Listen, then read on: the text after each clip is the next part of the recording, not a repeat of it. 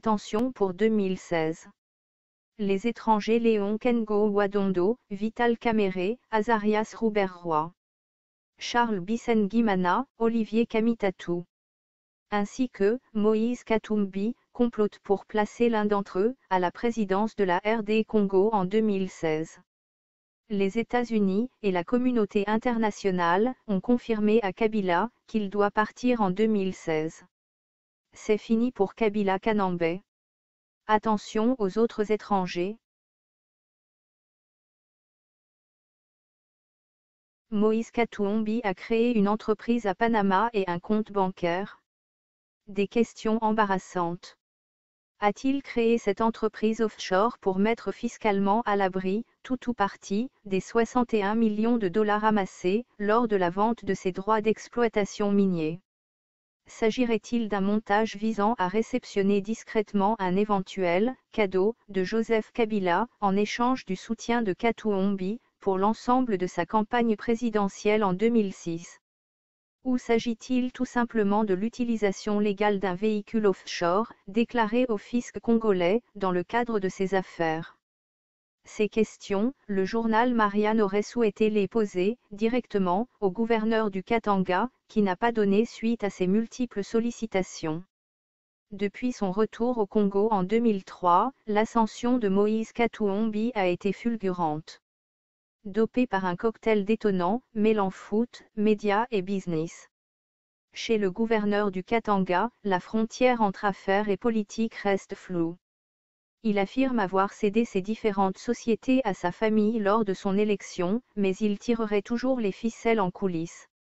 Depuis la fin des années 1980, il multiplie les activités commerciales, œuvrant tour à tour dans l'agroalimentaire, le secteur minier ou les transports. En 1997, il est contraint à l'exil en Zambie puis en Afrique du Sud quand l'Alliance des Forces démocratiques pour la libération du Congo, AFDL, de Laurent-Désiré Kabila, renverse Mobutu. En Zambie, Katumbi travaillera notamment dans le commerce d'émeraudes et nouera des liens étroits avec feu le président Frédéric Chiluba, lequel fut condamné en 2007 par un tribunal britannique pour avoir détourné 46 millions de dollars de fonds publics. Attention pour 2016. Les étrangers Léon Kengo Wadondo, Vital Kamere, Azarias Rouberroy, Charles Bissengui-Mana, Olivier Kamitatou, ainsi que Moïse Katumbi, complotent pour placer l'un d'entre eux à la présidence de la RD Congo en 2016. Les États-Unis et la communauté internationale ont confirmé à Kabila qu'il doit partir en 2016. C'est fini pour Kabila Kanambe. Attention aux autres étrangers. Et quand je suis rentré d'exil, c'était sur demande du chef de l'État. Et je ne savais pas que j'allais entrer en politique. Quand je suis rentré d'exil, je ne cesse de le répéter, les gens disaient que j'avais un problème avec le gouvernement zambien. Moïse Katumbi a eu des problèmes, il a pris de l'argent en Zambie. Oui, Moïse Katumbi, recherché. Oui, recherché de la Zambie. Mais le président Kabila, à cette époque-là, si ce n'était pas un homme bien, il pouvait me livrer au gouvernement zambien et je pouvais Est-ce qu'il vous a soutenu? Il m'a soutenu et je pouvais faire la prison sans le savoir.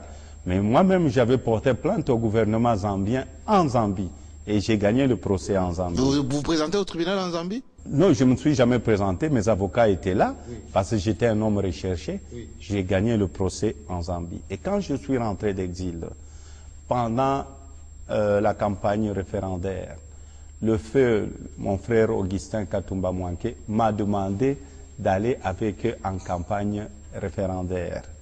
Quand on devait... 2004-2005. 2004-2005, parce que moi je suis rentré, j'aurai bientôt au mois de juillet 10 ans de retour d'exil. Je suis rentré le 11 juillet 2003. Et je suis allé avec eux pendant la campagne. Je ne savais pas que j'allais faire la politique. On m'a demandé par après qu'il fallait que j'aide le parti. Parce que la liste... Le PPRD. Le PPRD. Et si vous regardez les gens qui étaient sur la liste du PPRD, sauf l'ambassadeur Katumba qui avait gagné les élections. Les autres sont passés avec mes voix. Jusqu'à aujourd'hui, ces mêmes gens me condamnent. Quand ils ont échoué pour la deuxième fois, ils disent non, c'est Moïse Katumbi qui les a fait débarquer parce qu'il avait des relations avec Mulunda. Soyons quand même sérieux. Vous avez fait débarquer, grâce à votre influence auprès de Ngoï Mulunda, vos adversaires politiques du Katanga. Est-ce que moi-même j'étais candidat? Je n'étais pas candidat. Je ne travaillais pas à la CENI. À la CENI au Katanga, je n'ai pas mes frères qui travaillent au niveau de la CENI. Les mêmes gens qui disent que je les ai fait débarquer, mais leurs jeunes frères travaillent à la CENI. Donc, je suis plus fort si je peux influencer même leurs propres membres de la famille. Donc c'est un faux débat. C'est un faux débat. Moi, je crois que les gens doivent savoir pourquoi ils ont échoué et ils doivent se dire, nous n'avons pas fait assez, on n'a pas travaillé pour soutenir le chef de l'État. Rentré d'exil, je suis devenu député, je suis allé démissionner parce que les deals et que je devais aller démissionner en tant que député. Je voulais rentrer dans les affaires et laisser mon suppléant, et j'ai laissé mon suppléant. Et l'ambassadeur me dira, non, essaye de nous aider, l'ambassadeur Katumba. Ce que nous venons de voir au niveau national, essaye de nous aider au niveau provincial. Et comme par hasard aussi, sur demande du chef de l'État, j'ai eu le camarade Vital Kamerhe quand il était avec nous au PPRD, le fait Samba Caputo, qui m'ont appelé si je pouvais les aider au niveau de la province. J'ai dit, moi-même, je ne suis pas politicien. Voilà comment je me suis retrouvé en tant que gouverneur de la province. Donc, il y avait plusieurs défis que je devais réaliser. Quand j'ai commencé à travailler, quand je suis devenu gouverneur, il ne fallait pas d'abord trahir la confiance du président de la République, qui m'a choisi de devenir son gouverneur. Le Katanga n'est pas n'importe quelle province. Ne pas trahir le monde des affaires. Qu'est-ce que je pouvais faire? C'était faire un plus pour accompagner le chef de l'État. Parce que vous savez, trahir Joseph Kabila, ce n'est pas aller accuser les autres, non. Mais bon, vous, on vous accuse beaucoup. Hein? Non, ça c'est rien. Vous savez, il n'y a que les fainéants qui accusent les autres. Bon, ce qui est important, ce qui était important pour moi, c'est quoi? C'était de travailler, de donner un coup de main au chef de l'État, suivre la vision du chef de l'État et travailler. À l'époque, c'était les 5 chantiers avant la révolution de la modernité. Donc, donner un coup de main au chef de l'État et vous aviez vu les résultats au Katanga. Comment aider Joseph Kabila? Je repose ma question. Joseph Kabila vous envoie combien d'argent chaque mois pour construire cette province plus que les autres?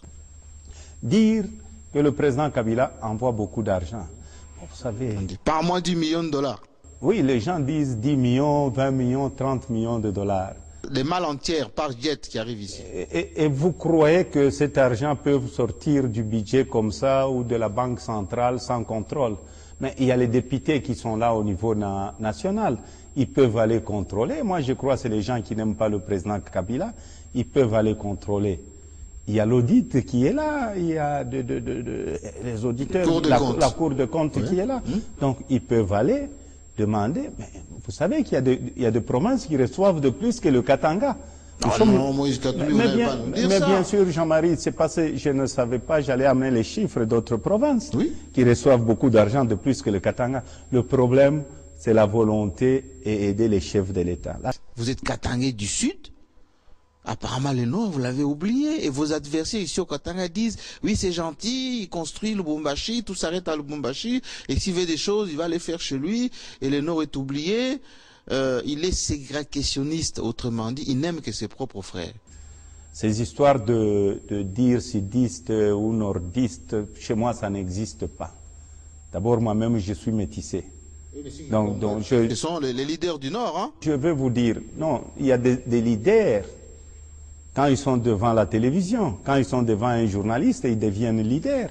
Parce que moi, je sais ce que je suis en train de faire dans le Nord. Nous faisons beaucoup d'efforts au Nord Katanga. Il y a beaucoup de projets que nous sommes en train de faire dans le Nord Katanga. Et nous le faisons parce que moi, je me considère d'abord Congolais et Katangais en plus. Donc, je suis chez moi. Je suis chez moi de l'autre côté. Mais qui vole les câbles d'électricité? J'ai même appris que on vole des câbles, on les met dans l'acide, on sabote les travaux. C'est une guerre. Vous savez, le cuivre, même en Europe, même en France, Les gens volent les câbles même en France. J'ai interrogé quelques chefs d'entreprise, y compris des Indiens, des Chinois, des Européens, des Belges. Ils disent c'est le meilleur gouverneur pour les affaires ici. C'est quoi votre secret? Comment ça se passe? Vous savez, pour avoir une économie forte, il faut rassurer les investisseurs. Il faut rassurer les investisseurs. Moi-même, j'étais opérateur économique. Donc, quand le président dit quelque chose, finit la récréation, qui doivent l'aider? C'est nos gouverneurs de province. Il n'y a pas de connivence avec ces hommes d'affaires, on vous donne des commissions, vous fermez les yeux, non? Vous savez, la vraie commission, c'est quoi? Leur contribution au trésor public. Pas dans la poche de Moïse. Quand je suis arrivé à la douane, je veux vous dire ceci, Jean-Marie. Quand je suis arrivé, rien que la douane au Katanga versait au trésor public chaque mois 1 200 000 dollars. Aujourd'hui, nous sommes à 75 millions de dollars américains. Nous dépassons le Bas-Congo, là où il y a des bateaux qui viennent. Et moi, ma vraie commission, c'est mettre plus d'argent au trésor public. Pas dans la poche de Moïse. Les gens peuvent dire ce qu'ils peuvent dire. Et si ma conscience est tranquille, je ne veux même pas palabrer sur ça parce que je sais ce que la valeur ajoutée que je suis en train d'amener au niveau de ma province et au niveau du gouvernement central. C'est ce qui est important. Et ils vous diront un jour que Moïse vend même les arachides. Oui. C'est tout à fait normal. Oui. Il est partout. Bon, il est partout, c'est tout à fait normal. C'est ça la démocratie. Vous savez, il y a les gens qui ne savaient pas que, à l'époque, que la démocratie pouvait exister dans notre pays. Quand le président de la République a amené la démocratie, il y a des autres qui disent la démocratie, c'est les injures. La démocratie, c'est les dénigrements, mais il y a les autres aussi qui ont compris que la démocratie, c'est le travail.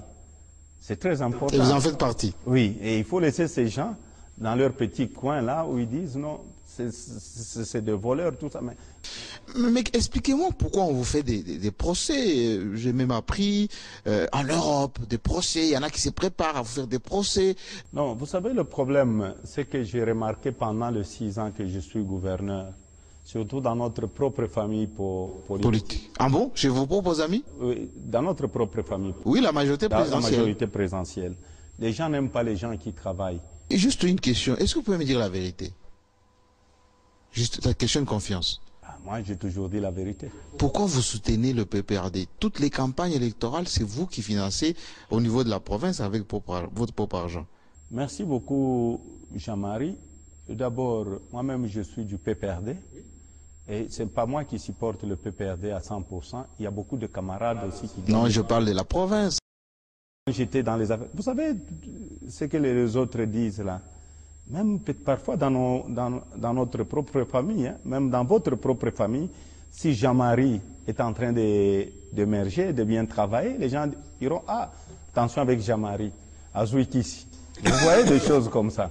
Et ça, c'est vraiment le Congolais. Moi, je crois le vrai qu'ici, c'est le travail. Quelles sont vos relations avec Joseph Kabila, président de la République?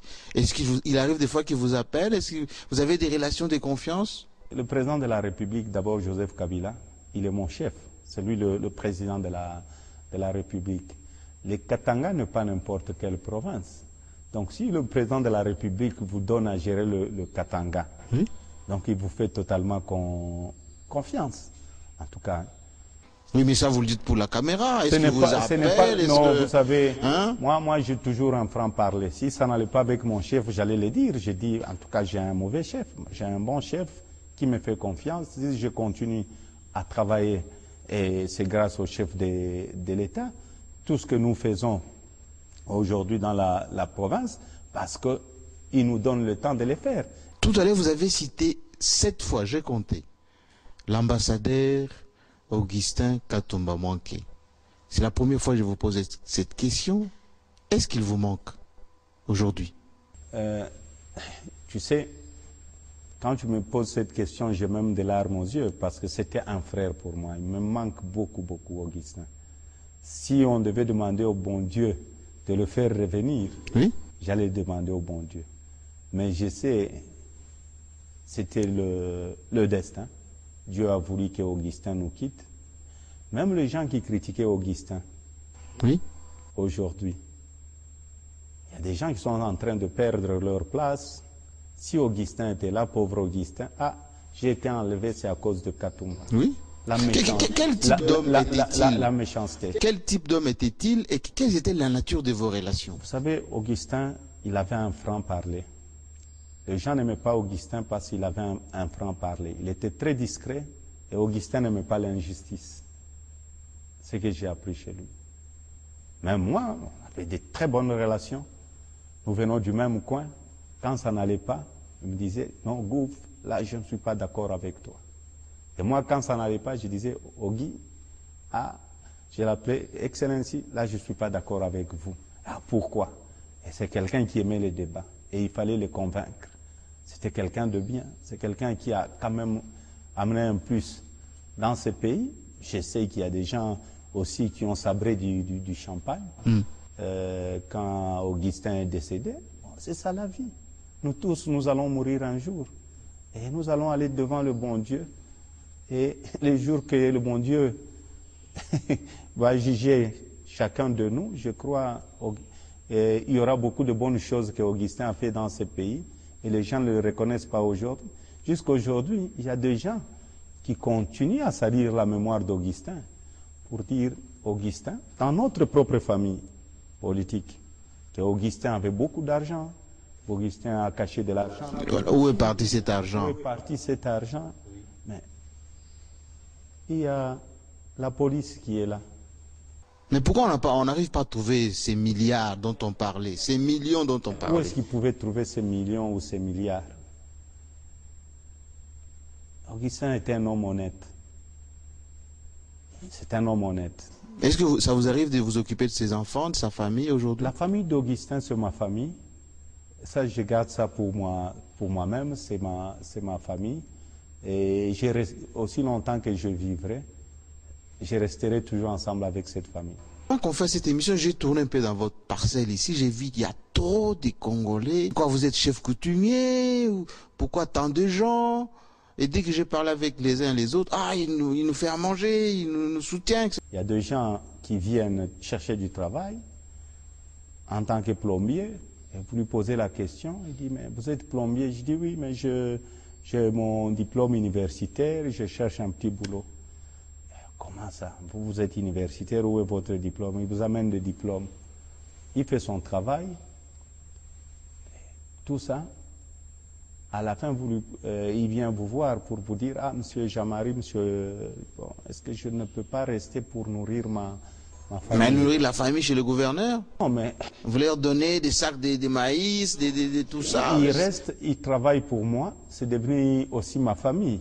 Parce que vous savez, si vous avez quelque chose, il faudrait aussi savoir partager. Il y a beaucoup de gens qui ne savent pas partager. Mais c'est les gens de chez vous, du sud là-bas. La majorité, vous pouvez aller. Même sur mes gardes, j'ai mes gardes-corps, j'en ai, je crois, 6 et 5.